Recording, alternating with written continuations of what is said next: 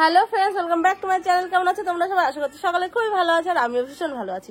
তো এখন বাজে দুপুর 2:10। তো মানে রান্নাবান্না করে সকালবেলা স্নান করে সকল কাজ গুছিয়ে এখন দুপুরবেলা রেডি হয়েছি ভিডিও করবো বলে। তো তোমরা অনেকেই ভাবো ভিডিও করা কত সহজ, একটু সেজে গুজে ক্যামেরার সামনে দাঁড়িয়েই দাঁড়ালে ভিডিও হয়ে যায়।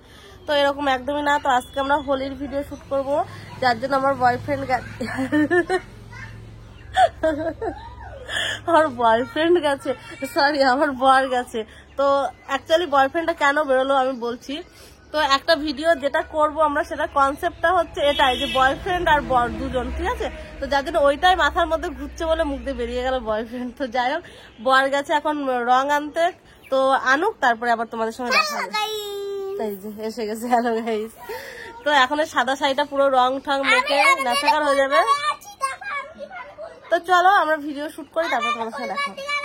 আর মাহি আর অর্ক এখন দুজনে গেছে ফুলপাট। কি আমার শুধু রোদ্রে যেতে চলছে না, আমার এমনি মাথা যন্ত্রণা করছে। রং পেয়েছো? ও ভগবান, ও কি কালার বোঝা যাবে কিছু মুখে দিলে যাবে। অনেক খুঁজে খুঁজে কোথা দিয়ে এখনো মানে রং উঠিনি না কি গো? এখনো কেউ আনিনি এখনো রং। তো সারা বাজার ঘুরে ঘুরে এসব মুখে দিলে আবার কিছু বেরাবে না তো। তো চলো আমরা ফাইনালি রং পেলাম। তো এখন আমাদের ভিডিও শুট হবে। তো প্রথমে রংটা উনিই মাখবে। তো আমরা happy Holi advance happy Holi সবাই। তো মাখাও। আর তো জামা ঠামা সব নোংরা হয়ে যাবে রে। দেখো তো ভিডিও করার জন্য কত কিছু যে করতে হয় আমাদের। আর অর্ক এদিকে বসে বসে দেখছে। শোনা, তুমি রং খেলার দিন রং মাখবা, ঠিক আছে? নাও তাড়াতাড়ি রেডি হও তাহলে। বাবা তিলক। ও বৌদি, তোমার চান করা হয়ে গেছে? আচ্ছা ঠিক আছে, তাহলে আর রং মাখানো হলো না।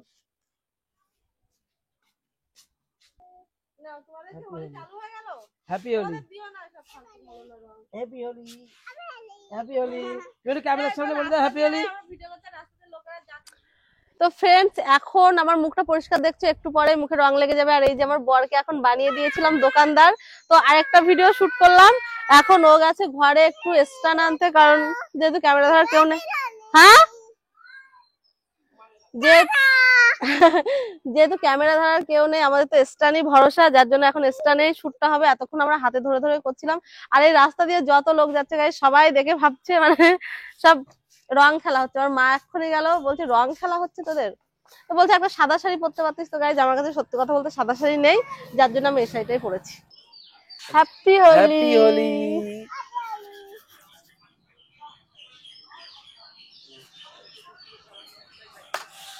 এবার আমার সিঙ্গেল হবে। তো ফ্রেন্ডস, আমাদের ভিডিও করা কমপ্লিট। এখন আমি ভাত খেতে বসছি। আর দেখো আমাদের গঙ্গাবরণ আসছে। যাও যাও দেখাও।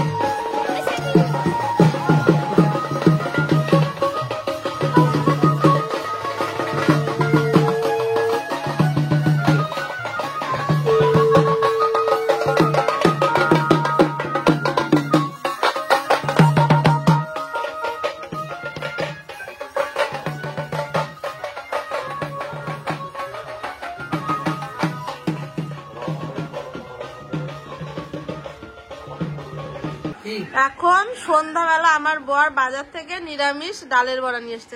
আর আমাকে এই যে, আর আমাকে কি এখন দেখছো কেন? এখন ক্যামেরা অন করেছে বলে আমারে প্রথমে একটা দেশে, তারপরে হাত পেতে থাকার পরে 4টে দেশে।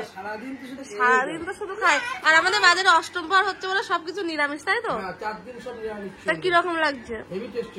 ভালো লাগছে? তা আমাকে খেলে কেমন লাগে? হ্যাঁ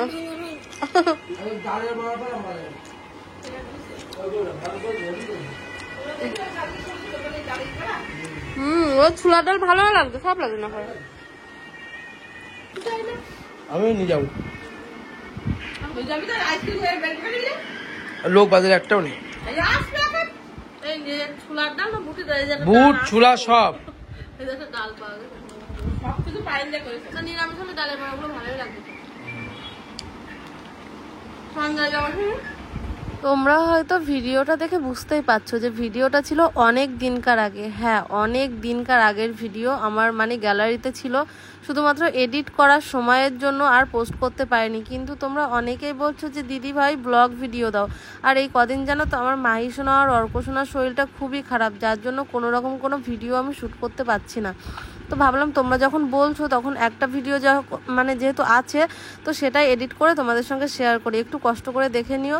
তো দেখতেই তো পেলে সারাদিন ভিডিও শ্যুট করে তারপর সন্ধ্যাবেলা একটু খাওয়া দাওয়া করে মাহিকে একটু বই পড়াতে বসেছিলাম।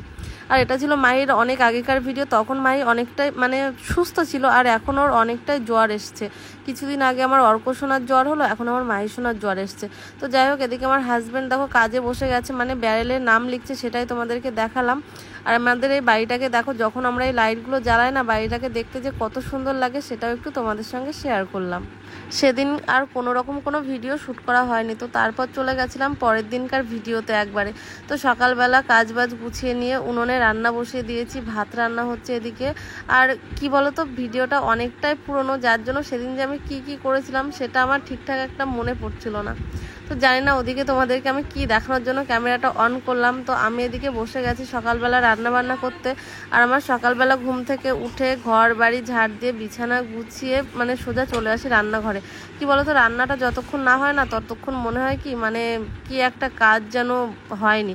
তো রান্নাটা হয়ে গেলে তারপর আমি ধীরে সুস্থে বাদ বাকি কাজগুলো করি। এদিকে গ্যাসে বসিয়েছিলাম ডাল, আর এদিকে আমার অর্ক সোনা দেখো এসে আমাকে জ্বালাতন করছে। মানে জ্বালাতন তো করে না, একটু ঘুরে ঘুরে দেখে যে মা কি করছে, এসে একটু খোঁজ নিয়ে যায়। আর ও এখন এত কথা বলে না, সেটা যদি তোমরা শোনো তো অবাক হয়ে যাবে।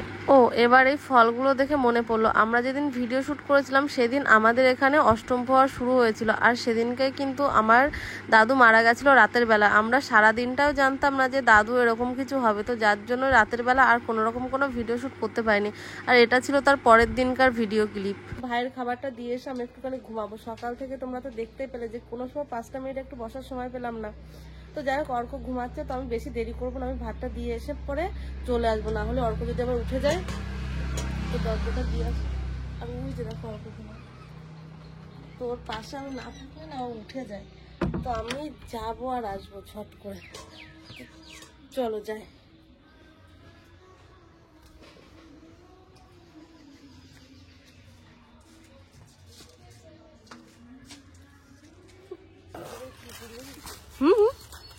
আমি আর মা আগের দিন গুছাইছি সব। কাজ করি না কোনো নাম নেই। এইসব সমস্ত কাঠ আগের দিন বৃষ্টি হচ্ছে বলে এই যে সব কাঠ এই যে বোঝা বোঝা করে বস্তার মধ্যে ভরে তাই গুছালাম। তো যাই হোক, এখন দুপুরবেলা খাওয়া দাওয়া করে রেস্ট তো আমার জীবনে আর নেই, রেস্ট নামের কোনো জিনিস। তো এখন যাচ্ছি শর্ট ভিডিও বানাতে, আমি আর আমার পার্টনার গাইস, আমি আর আমার বর যাচ্ছি ভিডিও করতে। এত কষ্ট করে ভিডিও করেও ভিডিওতে একটু ভিউজ নেই, একদম ভালো লাগে না ভিডিও বানাতে। তোমার কিছু বলার ইচ্ছা আছে? কিচ্ছু বলার ইচ্ছা নেই?